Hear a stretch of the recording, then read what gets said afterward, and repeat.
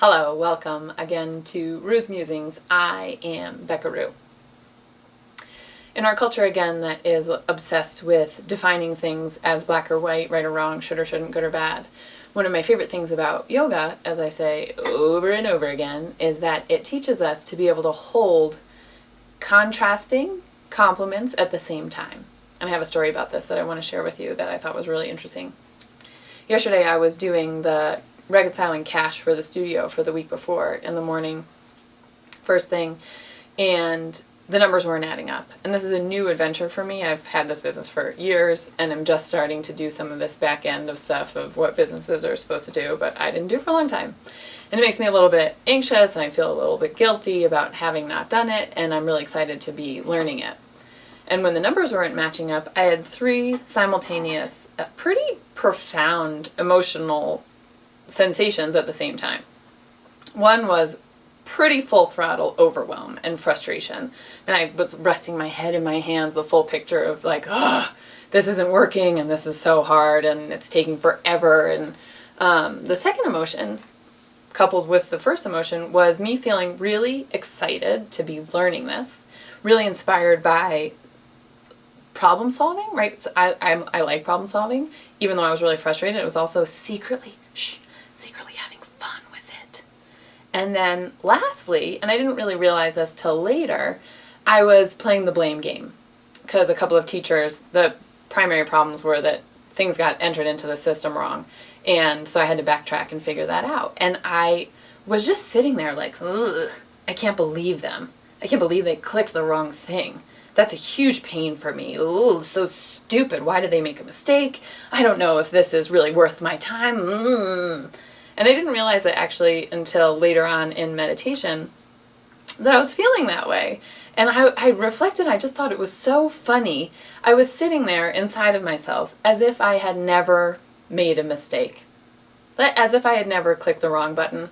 As if I had never done something inaccurate ever in my life. I'm so much better than these people and they're causing me such strife. And I thought that was fascinating.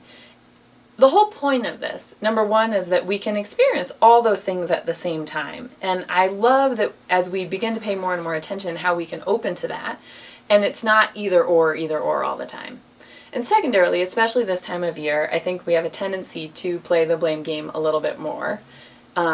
That we're forced into situations that aren't for us inside of the holidays and blah, blah, blah, all this stuff.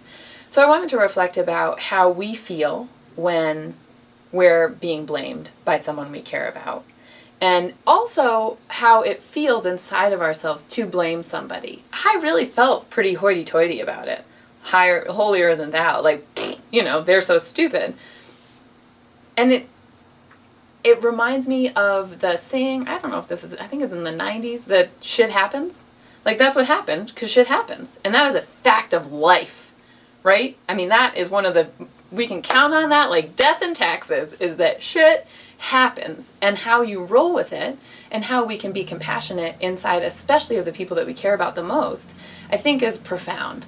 And again, it's not either or. It's not that we're bad people because we feel like we're blaming someone. It's just an opportunity to pull back and say, oh, I have a choice here. I can continue on. I can believe that I'm better than these people, and as if I've never made a mistake in my life.